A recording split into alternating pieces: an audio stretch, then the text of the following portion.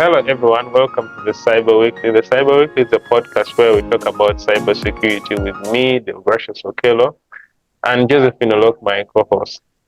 Today, we are in our humble podcast, as Josephine says. We welcome Olivia Rose. Olivia Rose. Uh, Olivia Rose is a CISO. Her education began at Penn State University, where she did a Bachelor's of Arts. Then it followed with several certificates in cybersecurity, among them being CISM, CCSK, CISP, Network Plus, Security Plus, PCI DSS, among others. Then, when it came to work, her work experience began at CenturyLinks, where she was the manager, then followed by Inflow, where she was a manager, Avaya Communication, where she was a senior manager, then IBM, where she was a senior security consultant. Solutionary, where she started as a security consultant, senior security consultant, then manager, security consulting service manager. Control Scan, she worked as a director of security services, QLOD Secure, where she was the VCISO, which is virtual CISO, Kudelski, where she was the principal advisor, global strategy and governance. Then she transitioned to director, global executive risk. Then followed by MailChimp, where she was a CISO. Then Amplitude, where she was also a CISO. Then IANS, where she was a faculty member, CISO, and executive advisor. Diversity, where she worked as a board member. Then finally, Rose CISO Group, where she currently is. Olivia, before we continue, Josephine, do you have anything to say? Just to say, hi, Olivia. You're welcome to the podcast. Really, really honored to have you on our show. Thank you. I'm honored to be here. I'm excited. So let's just dive in. So the first thing is, Olivia, tell us about yourself. So I have been in cybersecurity about 22 years. Can't imagine doing anything else. I don't think I could do anything else. I'm not qualified. But so I spent most of that time in consulting, security consulting, and then I went in-house and became a CISO, a Chief Information Security Officer, CISO twice. And I left about over a year ago, started my own consulting business where now I am what they call a virtual CISO, and to come in and help out other CISOs with their strategy, their governance, their road mapping, their security programs, running their show, that type of work. So I think I like this much better. It's less stressful than being a CISO, but I'm glad I was. I tried it. Yeah.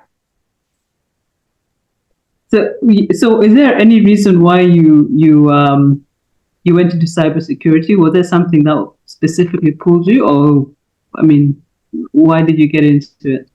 I had no idea cybersecurity even existed. I was in marketing. I didn't know what to do, so I tried marketing, and I was in marketing at ISS, Internet Security Systems, which was one of the first security companies. And so I started understanding it then. And how I actually got into cybersecurity was that I was supporting the consulting team at ISS. And I looked at them and I thought, I can do that. Why not? Like every young person who is a little not clear on what they want to do. I said, sure, why not?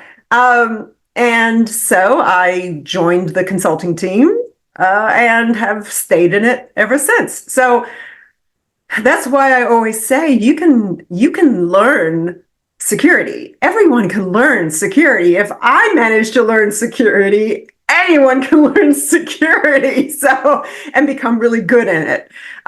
So because that's what happened. That's what I did. Yeah, you're putting yourself down. I'm sure you're pretty smart. Yeah, I was about to Get say into she's the field. overselling herself too short. Well, Yeah, back you're underselling yourself. no, I'm saying back then, Mm. I thank you, but back then I really didn't know. So what I was young. Yeah. Your confidence of you. Yeah, Yeah, the confidence of youth. yeah, yes, yeah. Mm. Okay. So, what does the Rose CISO group do? Well, I already explained a little bit of it. It's a lot of CISOs come into their roles and they have limited budget or resources, or they're just new CISOs. And to come into any CISO role, it's difficult. It's not easy. It's one of the toughest jobs out there, especially in cybersecurity. So I realized what my strengths were to help out new CISOs and people who had limited resources and staff. I realized that I could help them out and give them all the support and the resources and get them up and running, giving them confidence, but also helping them build out the strategy or revising their strategies, building out their roadmaps, looking at what they've done so far, or just helping out. One of my clients, I've been there for over a year.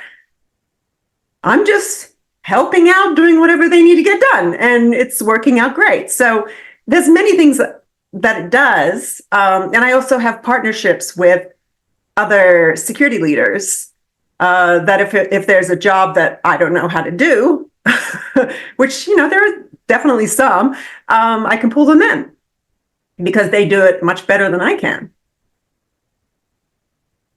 Yeah. So that was your motivation to found Rose, I imagine, to help others. But essentially, you are setting up your own company. So Yes. what were what challenges did you face, and how did you navigate? The entrepreneurship journey, the risks, the challenge, and the uncertainties that setting up on your own are likely to bring. Well, there's always a fear of failure, right? Yeah. How do you get clients? Yeah. So it was November 2022 when I started it. And I spent all of November, all of December, just taking it easy, talking with other people who were successful already doing this work, building out my website, building out what I could offer. And there's always this fear of, oh no, what if I don't get any clients? But then I landed my first one in January. And then I always say, once you get the first one, usually the rest come. You just need to get that first one, the big fish. And that's what happened. And so I've been very, very, very fortunate, very lucky, very fortunate. I'm very thankful that other clients have come. And so I try to help out other people who want to go into this as well to get over that fear, because if you do it right, it will happen to you. Yeah, I mean that's fun. That's amazing. So 3 months, or she did say it's 2 months after you set up. Yeah, that's amazing. Well done, you. Yeah, to be honest, I didn't work very hard because it was December. I took some time off. So yeah, but it was 2 months, and yeah, I'm Yeah. very, very, very fortunate. But that's really good. Yeah, that's a great story. Yeah. Yeah. Yes, I was looking at the next question. It is too long. Anyways. Do you want me to ask it? Yeah. Yeah. Yeah. Honestly, okay. I wrote the question, so it's probably why he doesn't like the question. He likes writing this an one. answer instead of a question. Yeah, but it's we're talking here, right? Okay, so I of course I had to do a bit of research about you, and you developed the SBTF. Yes. Sounds very, very fantastic. Security to Business Translation Framework for Effective Communication with Board and Leadership. Now, what practical strategies have you found most effective when you're in simplifying and communicating cyber risk to non-technical audience, which we know most of our board members are, and also ensuring that they understand the importance of cybersecurity investments and controls? Bit long, but I hope you got it. I got it. Yeah. Well, first of all, I had to say Dio would join the mentorship program sessions every week. And he always was just so happy, such a good spirit, as you've seen here. But spent a lot of time. So as you just mentioned, you're talking to typically non-technical people in those roles. They're business. So they're the CFO, they focus on marketing, they focus on legal and privacy and operations. So they don't quite understand all of the security concepts and the technical jargons that we understand. So you have to translate it to get them to resonate. So that means you have to customize your message by the type of industry you're in, what type of company you are. Because manufacturers, for example, have a very different set of security priorities than financial services or retailers. So first you have to make it resonate by aligning with the industry you're in and the specific pressures that come with that industry for security. And then the second thing you need to align with is how does each person that you're trying to get this message to resonate with, how do they view the world? What do they think is important when it comes to cybersecurity? And the way you do that is to align with what they think is important as part of their function. So marketing is all about bringing on new customers, keeping current customers happy. Human resources is about onboarding, terminating people, making sure their access is cut off in a timely way, making sure you're giving them access when they start in a timely way. So each group or function has its own priorities that are not security priorities. So for you to get across your message to them as to, I need you to do something for me. I need you in HR to start doing background checks on new employees. I need you to do that. They might say, that does not fit on our roadmap for 2024, maybe in 2025. So then what do you say? So you have to make it matter to them, which is what they would care about with background checks is we will reduce the risk of hiring people with a criminal record. We will make other employees feel more comfortable to have individuals working with them who have undergone background checks. So these are things they care about. So you have to translate to them. And then they go, oh, now I understand why you want background checks done. Okay, how do I do this? And then you give them very simple and easy ways of getting what you need them to get done. It's all about persuasion and influence. And it's easier said than done. It takes work and it takes practice. But there is nothing more valuable than getting someone to do something that you need them to do when they don't want to do it. Right? And then they do it and everybody's happy. There's nothing more valuable than that. You're protecting the company then altogether. Yeah. Sometimes if your audience is the CFO, you need to make an investment in something that is technical. I know they talk figures, and it's not always easy to translate that into a benefit for the CFO. How would you handle that? Well, CFOs love reducing costs, right? They love to save money for the company. Yeah. That's what they do. So if you can somehow figure out, maybe it's automation. Maybe you're trying to put in automation. How does that save the company money now or in the long run? You have to spin the message to them. And so then they go, oh, okay. They don't want to, she just doesn't want to spend my money. She wants to spend my money and then save me money. And it's for the good of the company. So that's the message that you get across.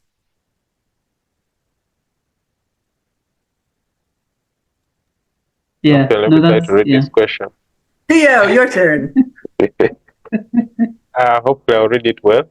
So, what advice would you give fellow CISOs to enhance their communication skills and influence decision making at the board and executive leader level? Well, I think I covered one already, but I think it's important enough to cover again, which is they typically are not tech people.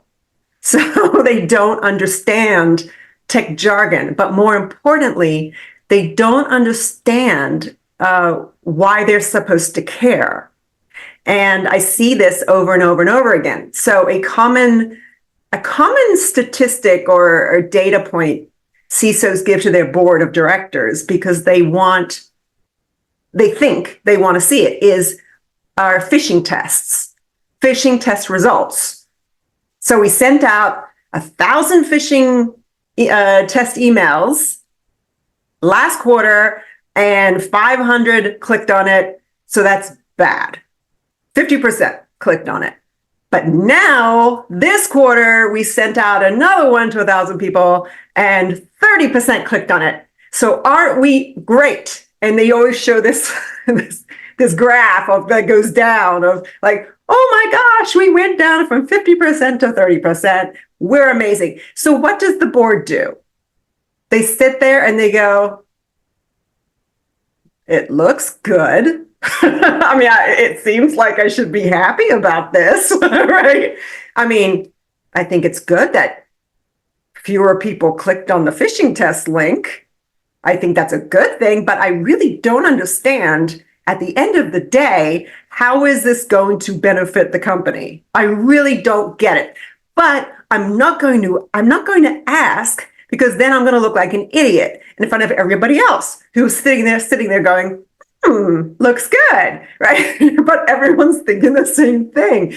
So something like that is you got to look at the immediate effect of doing those phishing tests versus the long-term effect. And the long-term is what your is really the business reason for doing it. It's how executives think. So the immediate effect of it is, oh, great. 20% fewer people seem to understand how to recognize phishing. Great. Okay, we're reducing risk. Risk is a big word. We're reducing risk. But instead of presenting it that way to them, say in 2 to 3 years, our goal is to have that number be closer to 0 than 30%. And this is why. Because phishing is the number one way still of introducing bad things into our company. That's how we're going to reduce risk. But not only that, because we are showing such improvements in 2 to 3 years, we can then, or even before then, we can confidently say to our customers, you can trust us with your data. You can trust us to connect to your environment because this is one piece of the overall security program and controls that we're putting in. So executives will go, so what she's saying is 2 to 3 years, okay, probably before, we're going to increase customer trust, which means customer satisfaction, which means they'll tell their friends, which means increased revenue. That's how you have to lead them to water, sometimes dragging and screaming, but lead them to water and say, this is how, you may not see it now, but we will gain revenue from these efforts we're putting in now. You have to put you have to put the story together for them to understand that. So that's the advice that I give, is learn how to do that. Sometimes it's not comfortable to start to learn how to do that, but once you do, it's more, you start to do it more naturally. I see where the 6 figures are coming from. Yeah, I mean, the number of times I sit on boards as well, and I try to let them present. You know, the technical people present. So when I sit on a board, I'm not putting on my IT hat. So we get a report that says these number of employees. There were so many phishing emails, etc., etc., etc. And I always ask, so then what? You've showed us showed us the figures. What do they mean? What do you want the board to do with those figures? I know completely why they're representing it, but they're not telling the story. So I'm hoping that I will share this podcast with some of those people so that they can really start telling a story, because figures don't mean anything if there is nothing to you're just showing me figures, a trend of something. But it doesn't say anything, right? Yeah. So I will definitely I'll definitely share this with them, because it's quite frustrating to try and educate them on, okay, so if there are less phishing emails over a trend, perhaps there's better employee awareness, etc. But still, yeah. So thank you very much for articulating that. That's really helpful. Good. So as someone who's mentored a lot of women and underrepresented minorities, I know you in cybersecurity. I know you're a member of Cyversity. What have you found? Oh, you Not were. anymore. Oh, right. Okay. I thought. I'm sorry about that. I thought you still were.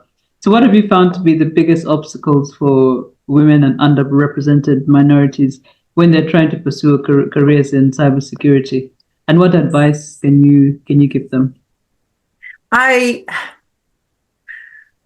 come from the position that the world is your oyster. The world is yours to take. And yes, it is harder for you. I am not sugarcoating this. You have to work harder than someone who is in the majority. That's the brutal, realistic truth of life. It's that way for everything, right? So you have to, instead of taking this victim mentality of, it's going to be so much harder for me, so I don't want to even try. I've seen that so many times, and I always say, no. You have to turn that around. It's good to be different. You have to know your value.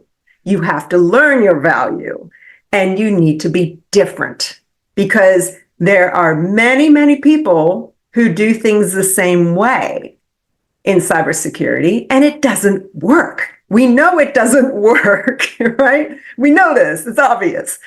But what works are these new diverse opinions and thoughts and ways of doing things. So I have never, ever done anything the way that books tell you to do it, or people presenting at conferences tell you to do it. I never do it. I think and I think and I think on it, and then one day it goes click.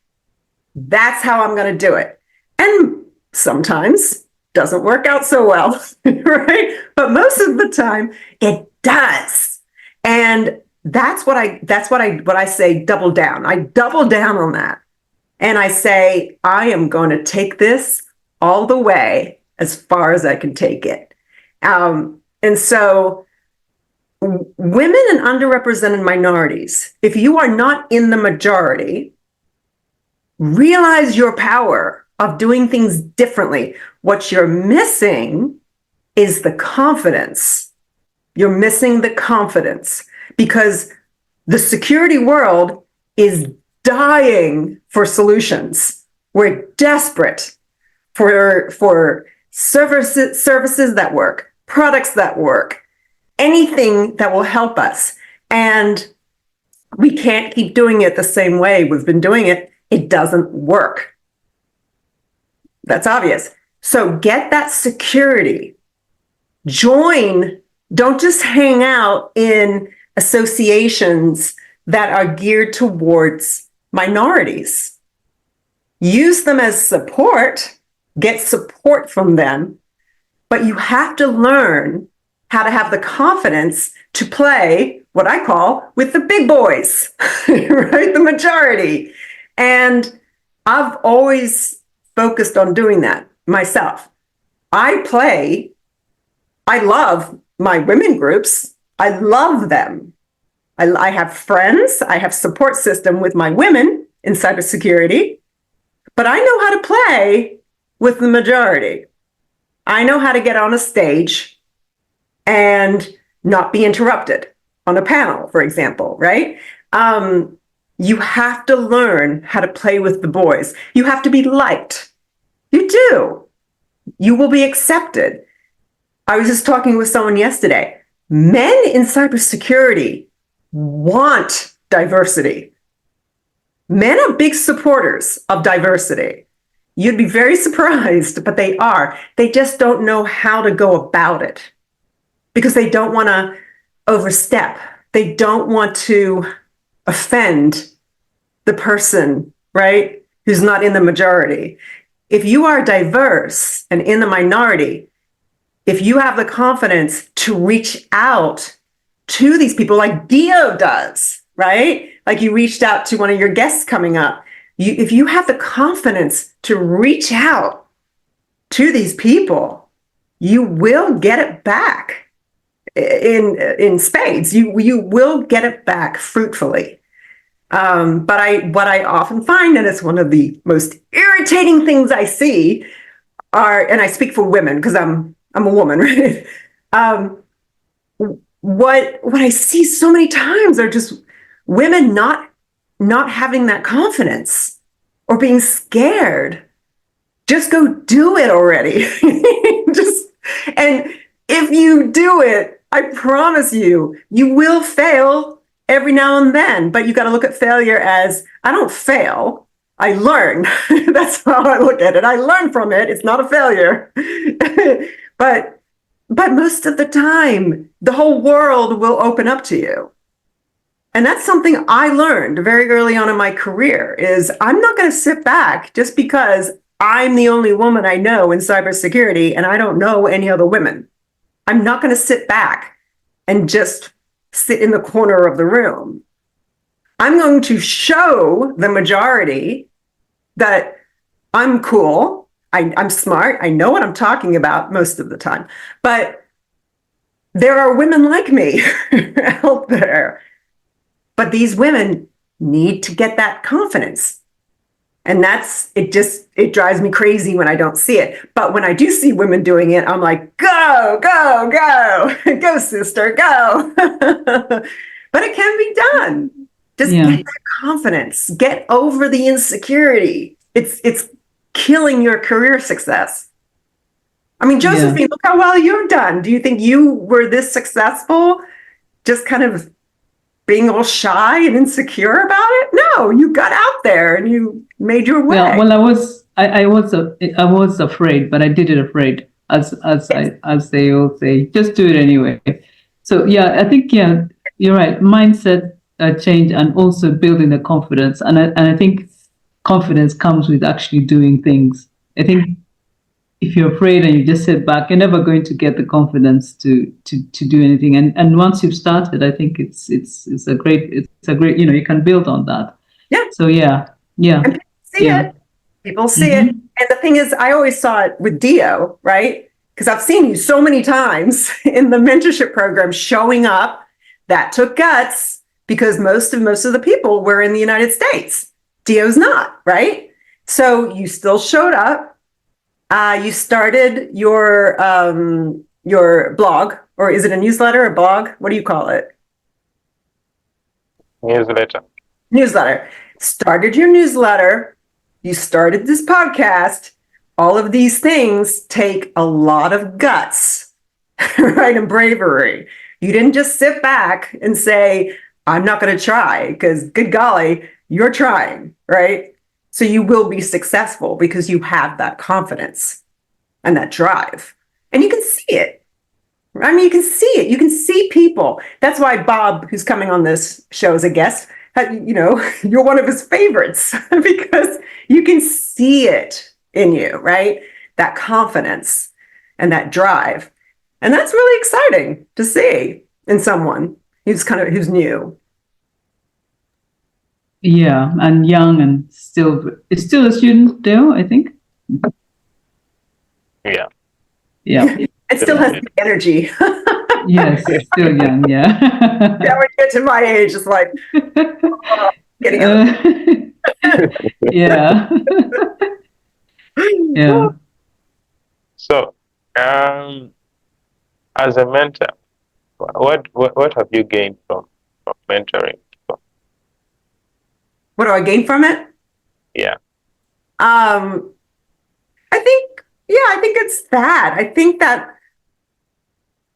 there are many people I've met in a mentoring role, who I like. They're all very nice, right? They're great. I enjoy talking with them, but every now and then you get somebody, and I've heard this from other mentors as well. You get someone who has that special spark, that drive I was talking about, Dio. And so what I learned over running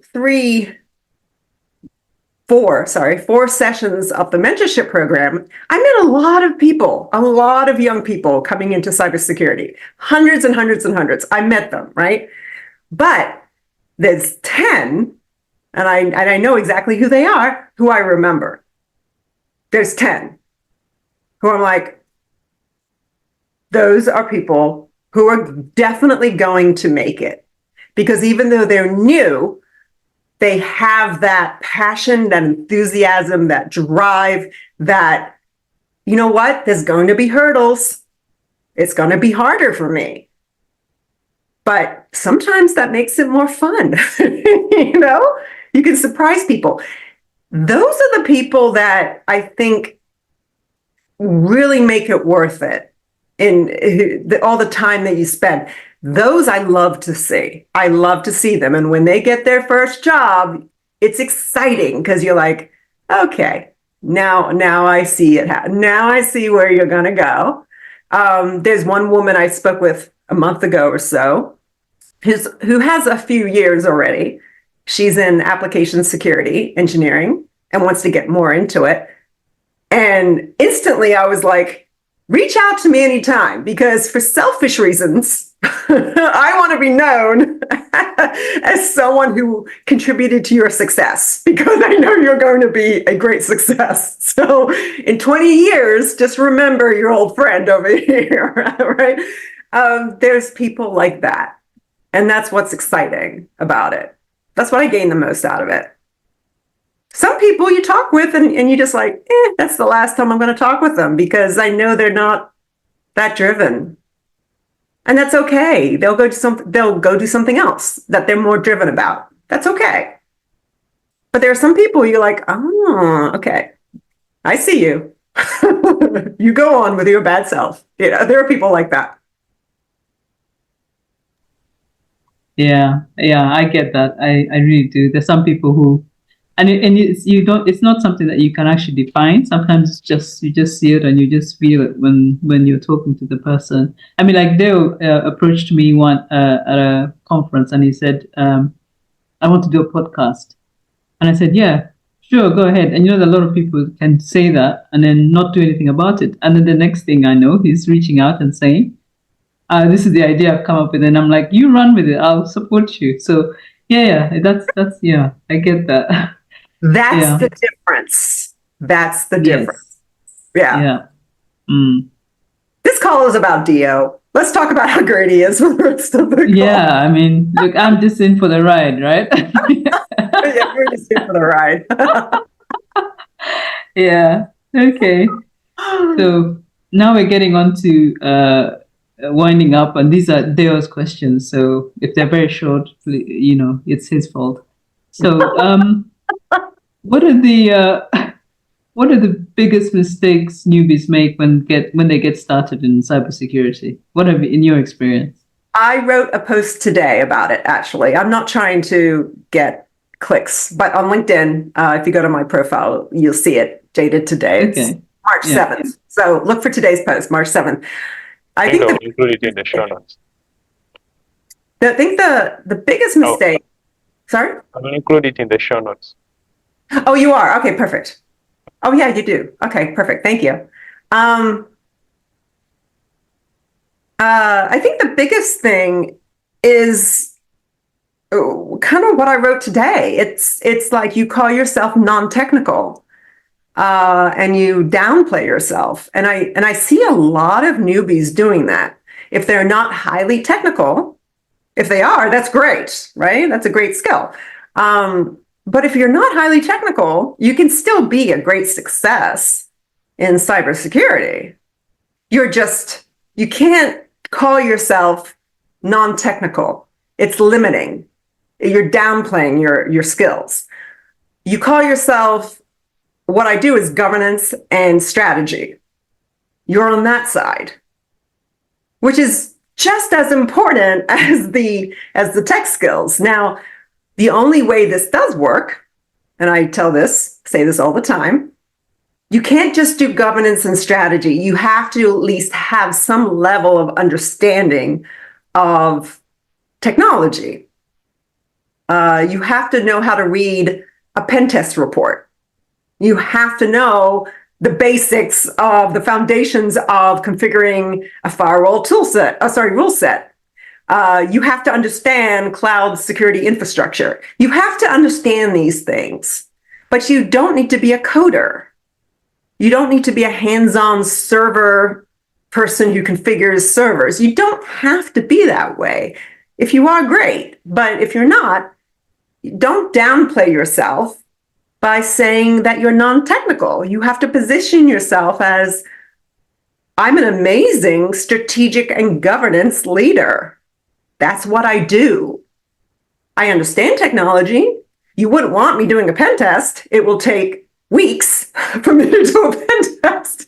And there's better people to do that. But I do these other things really, really, really well. So don't put yourself into a box just because you don't really understand technology too well. You can learn technology, like I was saying earlier. You can learn it, but really focus on your governance and strategic skills and your communication skills. That will get you far. Ooh. That's a very good answer. So hold on. Isn't Josephine, do you want to answer? You ask me the next one. Okay. Did you have any role models when you were starting up in cybersecurity? I think everybody was. I mean, I just thought it was so cool. You were spoiled for choice. Yeah, I was like, oh, wow, you guys are so cool. And I say guys because they were all guys. I'm like, wow, you guys were so cool. They do pen tests. One of them did a pen test of a school and found out in a kid's record that he had peed into a cup and he got himself into trouble because he was telling other kids it was lemonade. Oh, no. So one of the pen testing consultants was telling this story, and I thought, you are so cool to be and I still have that. I still fangirl all the time. I mean, there are so many just amazing people out there. I can't even name them because if I name some, I will forget others, and I don't want to do that. So many. I mean, just open yourself up to people, people who do different things than you do. They're so cool. So this industry has some of the best people in the world. I mean, we're all a little, loco, right? And we're all a little nutty where we want to spend 24 hours a day overtime protecting people and protecting companies. I mean, how much better? I mean, you've got the military and you've got the police, right? All these other groups that protect people, but security people protect people too. And it's really great people in this industry. You just have to be confident and reach out. And they're out there, a lot of them. Yeah. I would say for our listeners that you are very much a role model, Olivia. Thank you. I always say, yeah. You don't agree? Well, it's hard to say that about yourself. I think that, yeah, I think so. Yeah. If I'm a role model, I think I want to be known for being a role model for someone who came really out of nothing and made something out of herself. And it was due to sheer determination and drive. And I have run into walls so many times that I finally figured out how to run around them instead of running into them. That's what I want, people to know, that if I were a role model, that's what I would be known for. You can do it. You just need to get out there and do it.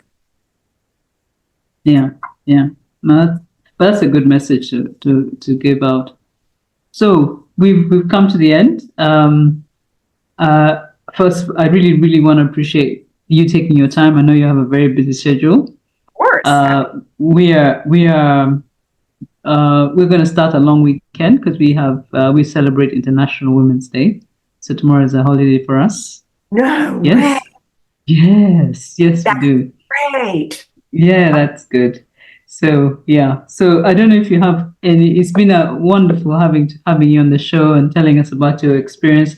I wish we would have had hours more so you could tell us everything, but I know we have to fit this within the time. Yeah. So do you have any parting shots for our listeners? Remember they are varied. They're in Uganda, they're in Kampala, they're perhaps Africa based. There's women, there's men, there's young people. So do you have any parting shots for our listeners? It's just like I was saying earlier. I know it's easier if situations were different. You always think it would be so much easier if I had this, if I had that, if I had more money, if I had more of this.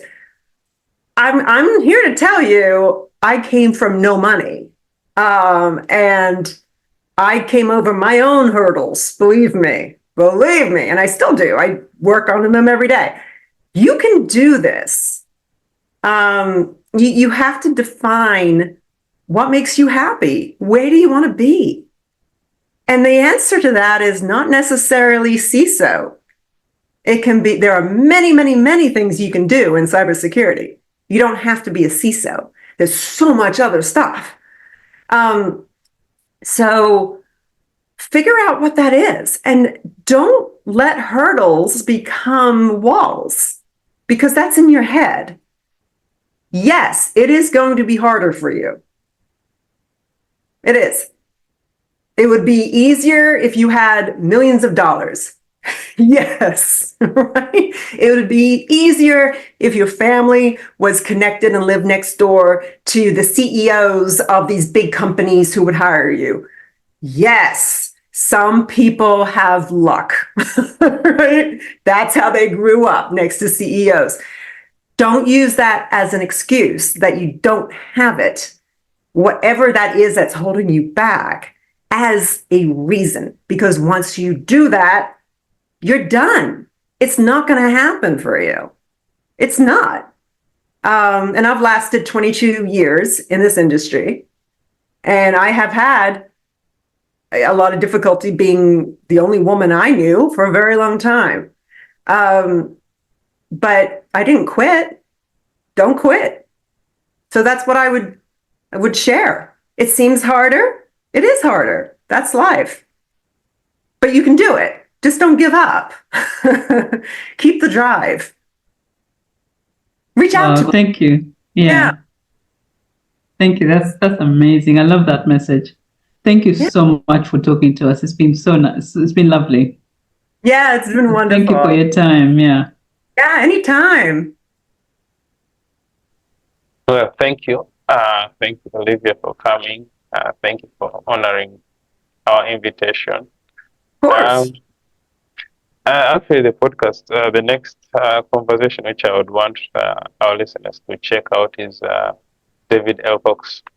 I actually had him on episode 7. So that would be a good one. Yeah. Yeah. So yeah, check it out. It should be on the screen somewhere. I'm yet to figure out how the YouTube guys do. This side, anyways. Yes, it will be on the screen.